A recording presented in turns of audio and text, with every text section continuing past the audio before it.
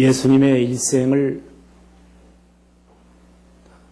표현할 때 예수님의 생애는 감사로 충만한 생애였습니다. 예수님은 감사로 그의 생애가 시작되었으며 감사로 사셨고 그리고 감사한 마음을 담고 십자가상에서 그의 생애를 마감했습니다. 예수님께서는 하늘을 보나 땅을 보나 언제나 그 마음속에 감사한 생각을 가졌습니다. 그래서 하나님이 거하는 그런 세계를 천국이라고 한다면 그 천국의 성격은 감사하는 곳이라고 이렇게 말합니다. 천국은 하늘에 있거나 땅에 있거나 어떤 형태의 모양이 있는 게 아니고 하나님이 다스리는 곳, 하나님이 계신 곳, 그것이 바로 천국이고 또 거기는 반드시 감사한 마음을 가진 자만 천국을 소유하게 됩니다. 예수님께서 자연 만물을 보실 때에도 감사한 마음을 가지셨으며 예수님은 매일 같은 그런 삶 속에서 감사한 마음으로 그는 사셨습니다. 그래서 예수님은 이 한 송이 꽃을 보나 공중 나르는 새를 보나 그리고 만나는 사람마다 그 감사한 마음을 담아서 주님은 보았던 것입니다. 예수님의 생애를 어느 한 사건도 감사를 떠나서 존재하지 않습니다. 그런데 예수님의 생애 큰 기적의 사건을 우리는 두 가지로 볼 수 있습니다. 하나는 나사로의 무덤에서 나사로를 살릴 때 기적을 부활의 모형적 기적이라고 말합니다. 또 예수님께서 보리떡 5개와 물고기 2마리로 5,000명을 먹이는 그리고 12광주리 부스러기를 주워 담는 그런 기적은 예수님의 십자가의 사건의 모형이라고 말합니다. 이 두 가지 큰 사건 속에 흐르고 있는 비밀이 있다고 한다면 그것은 곧 예수님께서 감사로 기적을 일으킨 것입니다.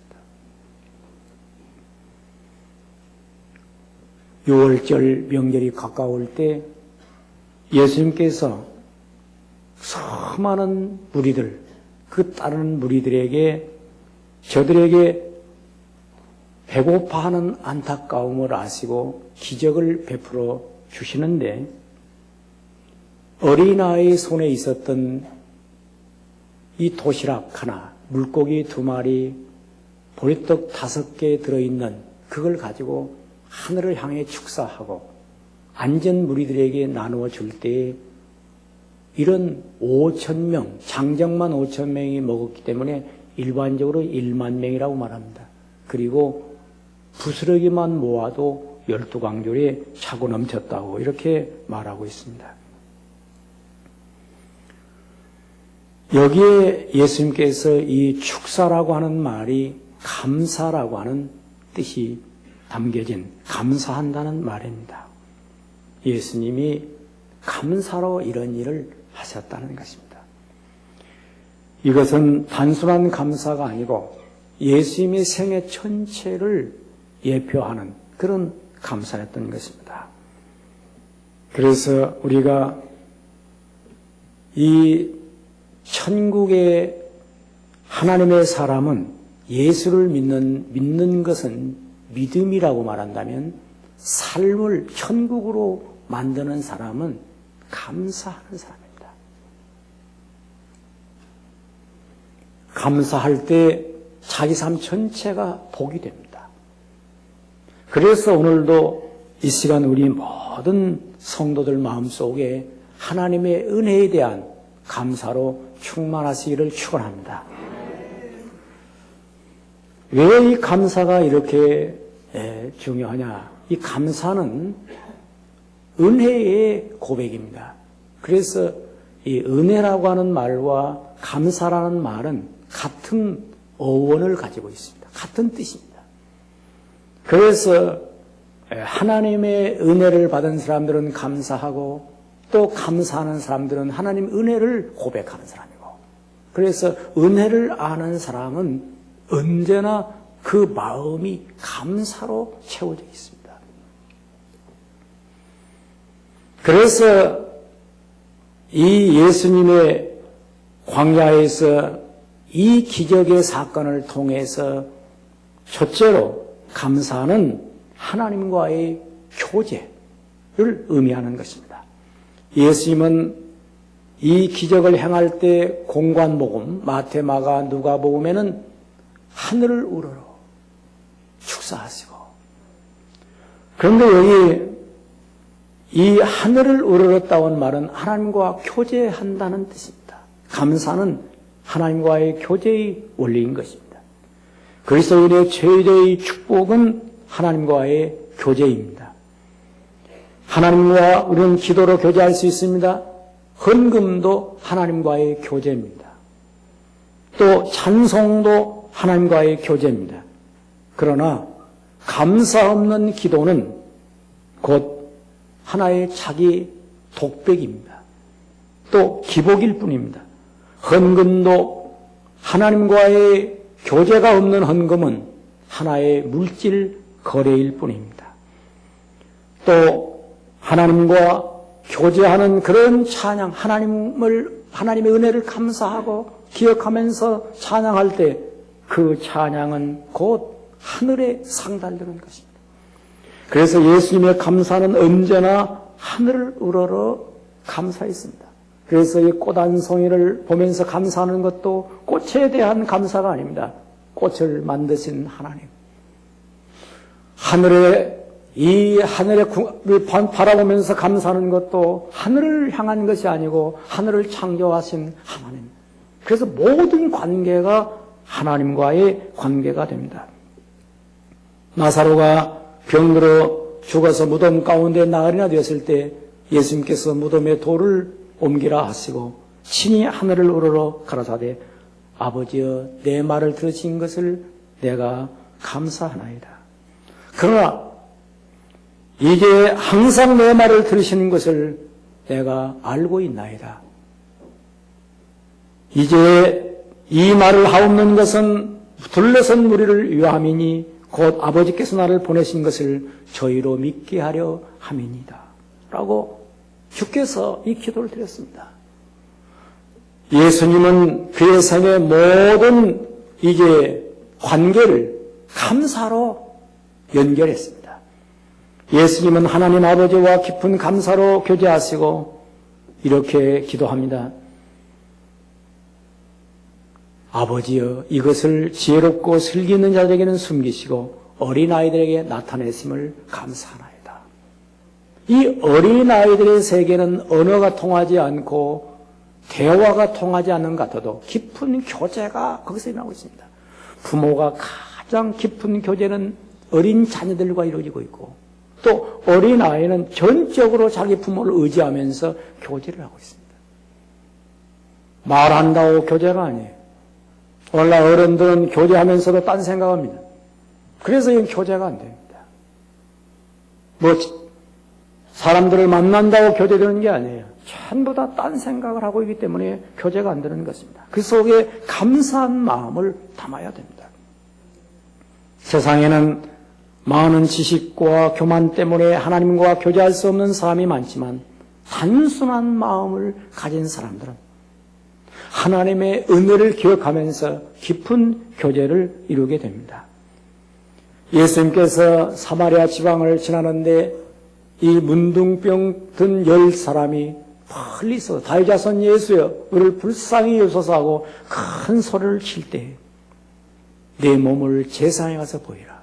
이 제사장과 가까이 할 수 없는 이 사람들을 제사장에 보이란 말은 네 몸이 낫는다는 약속입니다. 저들이 세상을 향해서 가다가 깨끗한 물 받았어요. 10명이 다 깨끗했습니다. 그때 9은 돌아가고 한 사람만이 이제 큰 소리로 하나님께 영광을 돌리며 돌아와 예수님 발 아래 엎드려 감사를 했습니다. 이때 예수님께서 가라사대 10사람이 다 깨끗함을 받지 않았느냐? 9은 어디에 있느냐? 이 이방인 외에는 돌아온 자가 없느냐고 물으셨습니다. 예수님은 감사하는 사람을 찾고 있습니다. 왜 찾습니까? 구원받은 자를 찾는다는 것입니다. 감사는 구원받은 자의 확증입니다. 불평하는 사람은 믿기는 했지만 자기 속에 구원받은 확증이 일어나지 않은 것입니다. 저는 어떤 때는 통곡하고 싶은 때가 있습니다. 왜? 어제도 통곡을 했습니다. 이렇게 수없는 별세의 설교를 듣고 이렇게 수많은 은혜를 받으면서도 변화되지 않는 인간성에 대하여 통곡을 했어요. 내가 더 이상 설교할 의미가 있는가? 자기에게 조금만 무엇이 안 맞으면 막 그냥 인간성을 막 돌출해서 막 상대에게 이런 얘기를 들을 때 도대체 내가 여기서 설교할 필요가 있는가? 그냥 막 눈물이 막 왜? 예수를 믿으면 변화되는 게 있어야지. 감사한 마음이 있어야지. 조그마한 이권만 가지면 그것이 예수보다 더 크게 나타나고 말이야. 그래서 이럴 수가 있는가? 이럴 수가 있단 말인가? 수십 년 믿은 것이 무엇인가?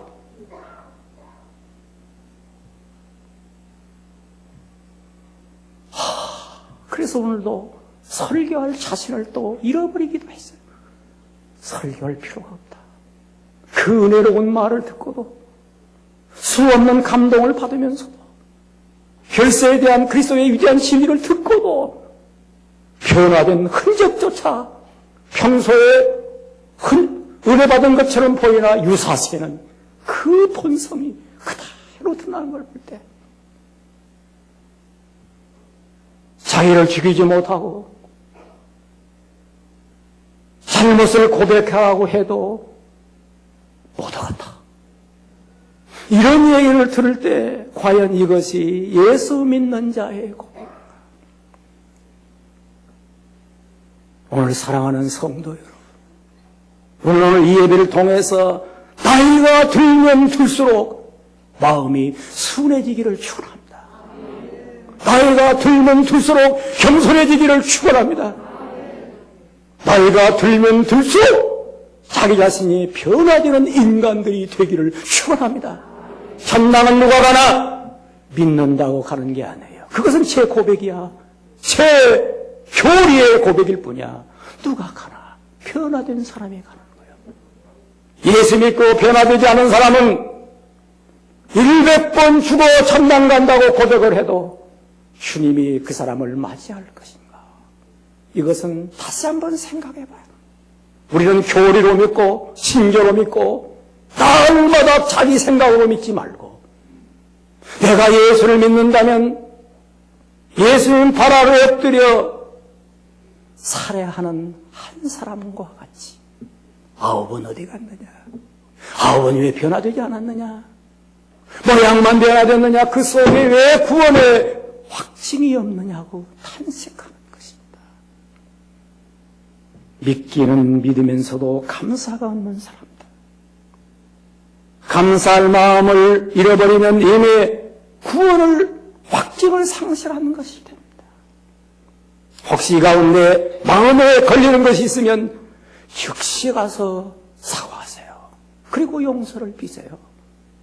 그리고 내가 사람을 살리고 남을 위해서 그리스도인다운 표정을 향기를 날려할 내가 그렇게 되지 못했다고 한다면 나를 용서해 주시오. 잠시 잘못했지만 바로 서야 되겠어.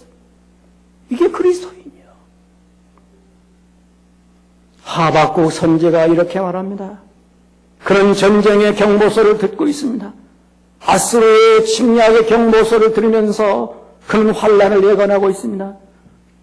비록 무화과나무가 무성치 못하며 포도나무 열매가 없으며 감람나무의 소출이 없으며 밭에 식물이 없으며 우리 양이 없으며 양간에 소가 없을지라도 나는 여호와를 인하여 즐거워하리로다. 나의 구원의 하나님을 인하여 기뻐하리로다. 내가 기뻐할 것은 구원의 하나님을 인해서 기뻐하는 것이지 무엇인가 얻었다고 기뻐하는 것은 이것은 세상 사람들이 하는 짓. 믿음의 감사가 바로 구원받은 확증이야. 여기에 영광이 있으며 여기에 하나님의 교제가 있으며 여기에 하나님을 만나는 감격이 있으며 여기에 바로 하나님의 은혜가 있는 것이에요. 우리가 예수를 믿노라 하면서도 주님의 마음을 품으려고 예수를 믿는 거지. 수십 년 믿어주려고 믿는 것도 아니고 죽어서 천당 간다고 믿는다고 천당이 오는 게 아니에요. 예수님의 마음을 품어야 천당이 땅에서도 오고 죽어서도 오는 것이지 그냥 오는 게 아니에요. 둘째로 감사는 삶을 나누는 것입니다. 예수님께서 떡을 가져 축사하신 후에 앉은 자들에게 나누어 주시고 이것은 감사는 나누는 것인데 물질을 나누기 전에 그의 삶을 나누는 것이에요. 그의 인격을 나누는 것이에요. 나누며 사는 자는 그의 인격을 나눌 수 있다는 거예요. 무엇을 나누겠습니까? 나눈다고 하는 말은 은혜를 나누는 거예요.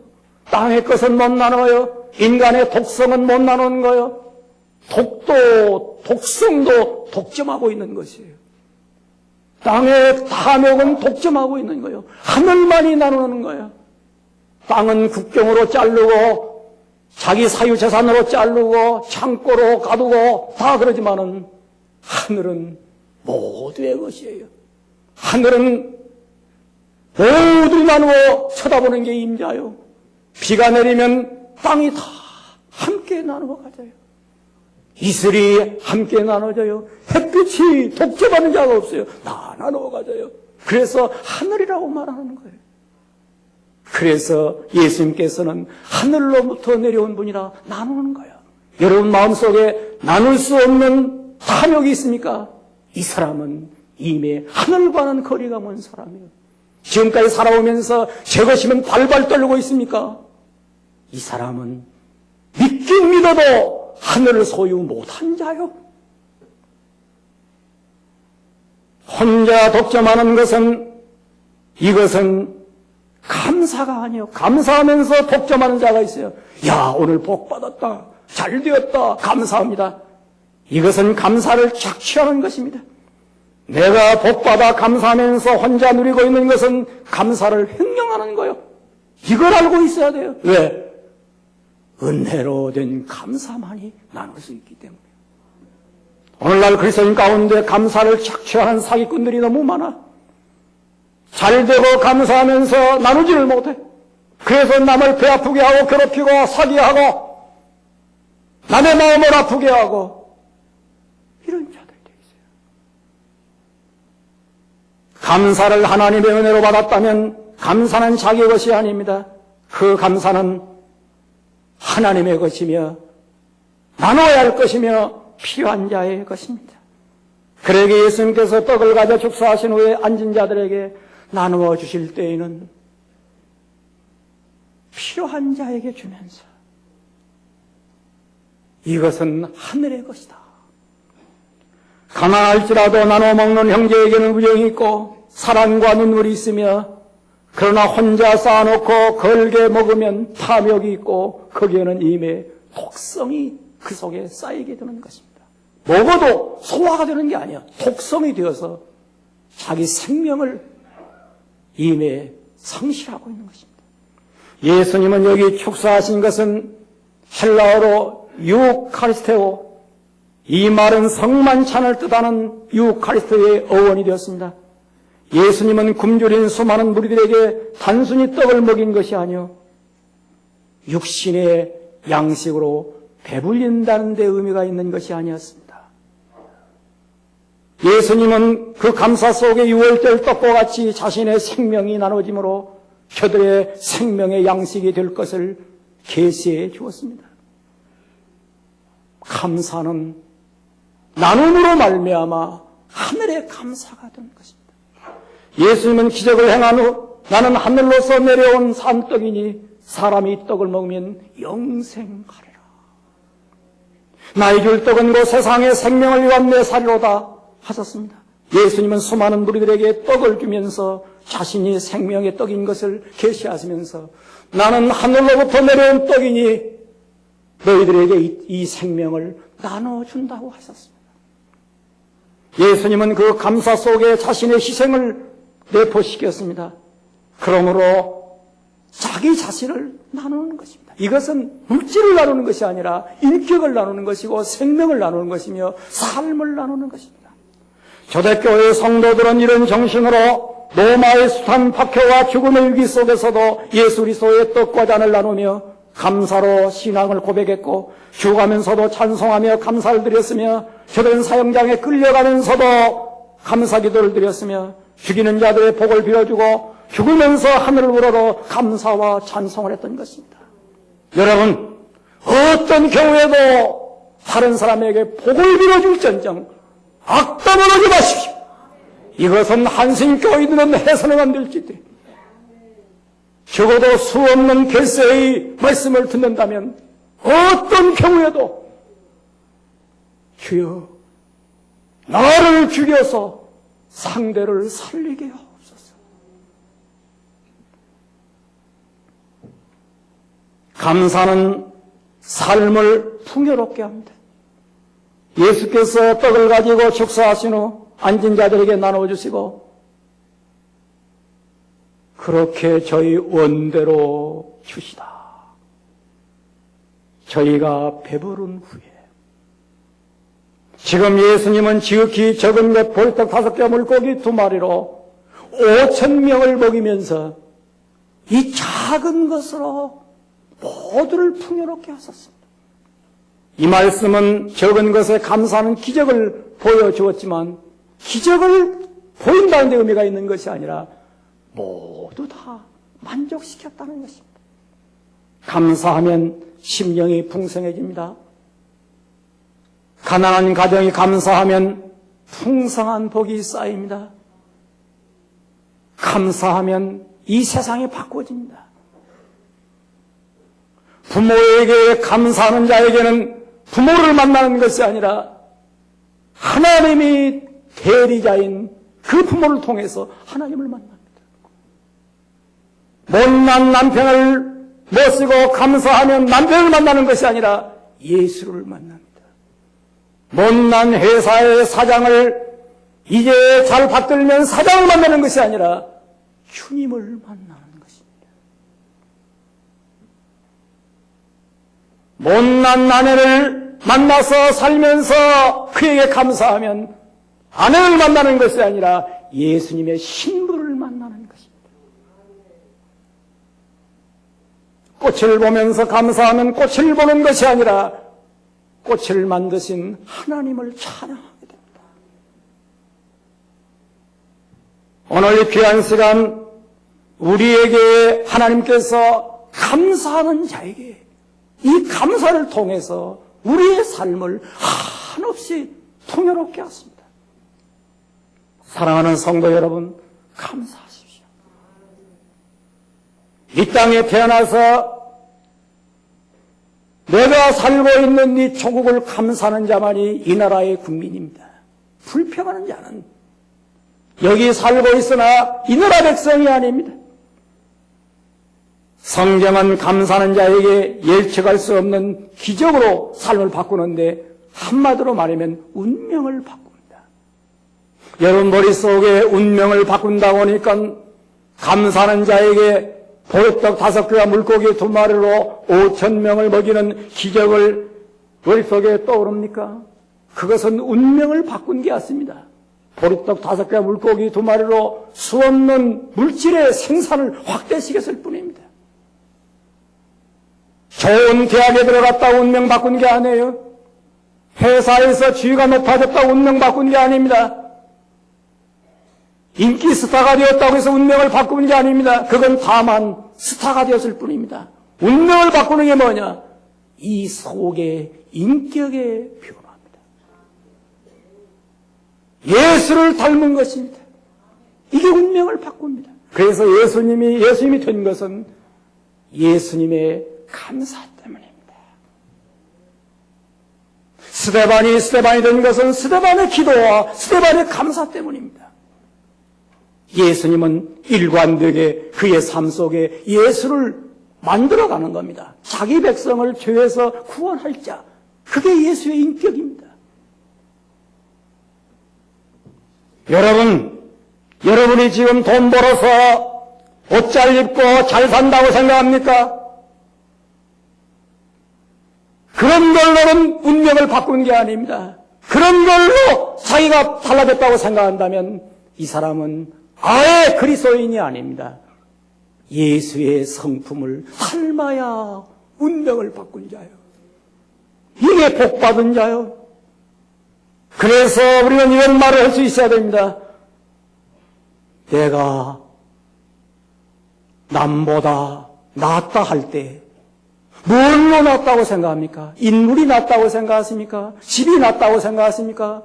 돈 벌어서 당신보다 낫다고 생각하십니까? 회사에서 지위가 올라났다고 생각하십니까? 이것은 예수를 등지는 소리입니다. 내가 예수님 은혜를 입었다 온다면 하나님을 알지 못하는 사람보다 내가 은혜를 더 받았다. 그래서 우리는 언제나 자기 삶 속에 그리스도의 영광, 그리스도의 은혜, 그리스도의 사랑으로 충만해야 되는데 오늘도 우리는 비전선언을 합니다. 그 비전선언이 뭡니까? 영광스러운 존재, 행복한 존재, 창조적인 존재가 뭘로 됩니까? 감사하는 자에게는 영광스러운 성도, 감사하는 자에게 행복한 성도, 감사하는 자에게 창조적인 능력이 기적같이 일어난다는 것입니다. 창조가 뭡니까? 운명을 창조하는 것입니다. 그래서 예수님께서 이 행복한 이 사람들로 세우기 위하여 신이 우리에게 오늘도 요구하십니다. 감사하라.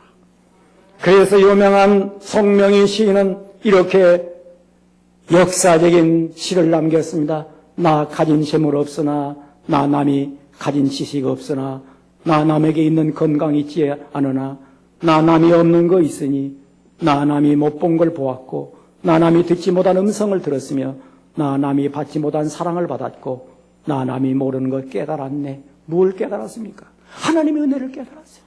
뭐가 있어야 됩니까? 내 속에 감사가 있어야죠. 그래서 오늘 우리 사랑하는 성도들 마음속에 주께서 우리 자신을 감사로 채우기 위하여 이 귀한 시간 신이 주님께서 떡을 가지시고 축사하시면서 내가 감사로 너의 생명이 떡이 되느니 내 말씀을 먹고 내 생명을 먹는 자는 가는 곳마다 감사로, 가정을 감사하는 가정으로, 그리고 직장을 감사하는 이게 공동체로 내가 만나는 사람마다 감사의 조건을 만들어 그의 삶을 하나님과 교제하게 만들며 자기 인격을 그리스도로 나누게 하시고 그리고 그 삶 속에 풍요와 은혜가 넘치도록 은혜가 충만하시기를 축원합니다. 기도하겠습니다.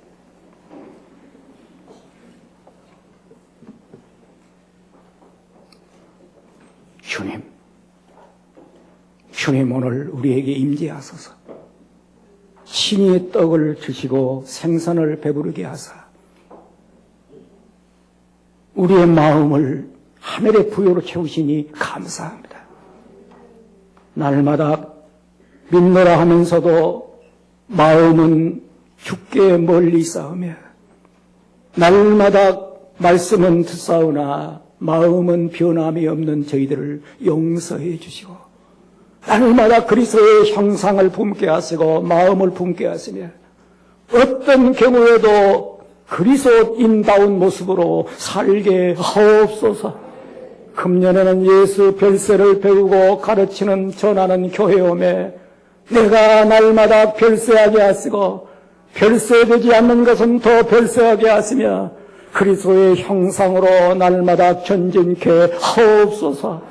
우리 한신교회 장로님들을 축복하시고 권사님들에게 은혜를 내리시며 그리고 모든 이제 집사님들과 청년과 성도들에게 축복하시되 예수 별세의 복을 내려 주시옵소서. 감사의 복을 더하여 주시옵소서. 은혜의 복을 내려 주시옵소서. 할렐루야. 감사하오며 예수님의 이름으로 기도하옵나이다.